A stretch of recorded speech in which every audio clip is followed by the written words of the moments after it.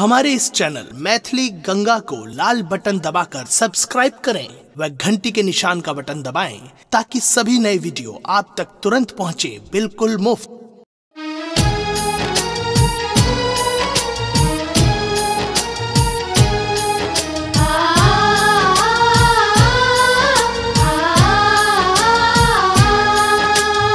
अपने सुन रहल छी गंगा कैसेट के प्रस्तुति।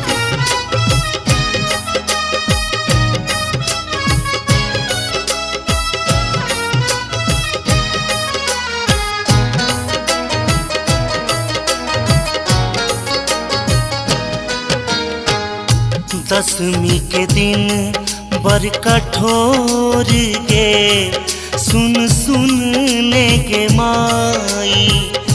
दसवीं के दिन बर कठोर गे सुन सुनने के माई। सोच के फाटैया कोर गे कुन करब विदाई। सोच के फाटैया कोर गे कोना करब विदाई।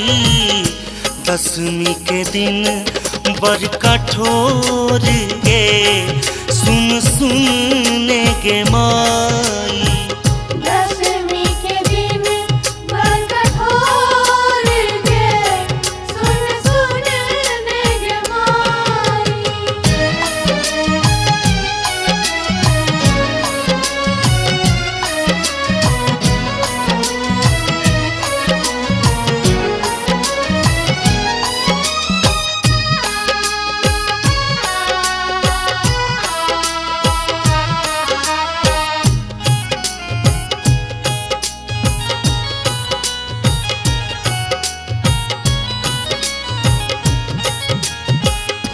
गंगा यमुना भेल गे नैन तोरा बिना कोना लागत चैन।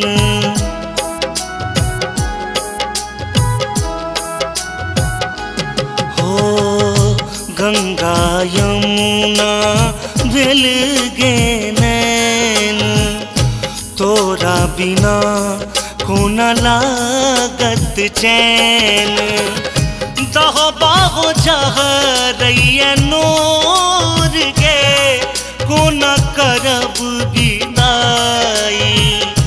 दहो बाहो जहरैया नोर गे कोना करब विदाई। दसवीं के दिन बर कठोर गे सुन सुनने के माई। दसवीं के दिन बर कठोर गे सुन सुनने के माई।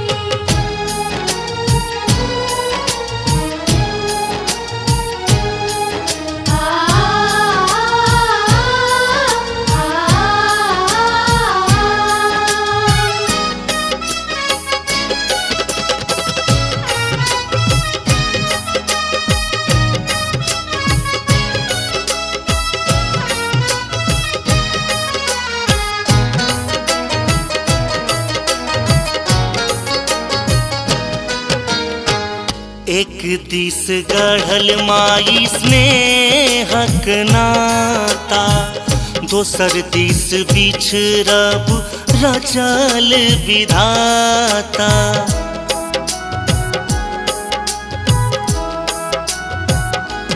हो एक दिस गढ़ल माई स्नेहक नाता दोसर दिस बिछड़ब रचल विधाता। जाई छे तू कोना मागे छोड़ गे कोना करब विदाई। जाई छे तू कोना मागे छोड़ गे कोना करब विदाई। दसवीं के दिन बर कठोर गे सुन सुनने के माई। दसवीं के दिन बर कठोर गे सुन सुन अपने सुन रही थी गंगा कैसेट की प्रस्तुति।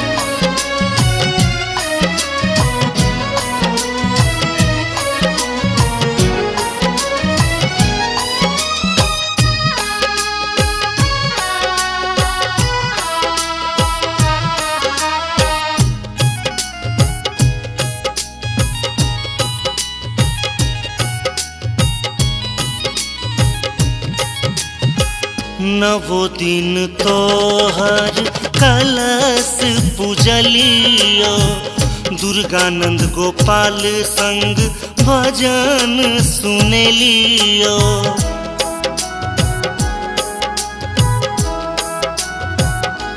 हो नवो दिन तोहर कलश पूजलियो, दुर्गानंद गोपाल संग भजन सुनेलियो। गहल चरण हम तोर गे, कोना करब विदाई। गहल चरण हम तोर गे, कोना करब विदाई। दशमी के दिन बड़ कठोर गे, सुन सुन ने गे माई। दशमी के दिन बड़ कठोर गे, सुन सुन ने गे माई। दशमी के दिन बड़ कठोर गे, सुन सुन ने गे माई। दशमी के दिन बड़ कठोर गे, सुन सुन ने गे माई।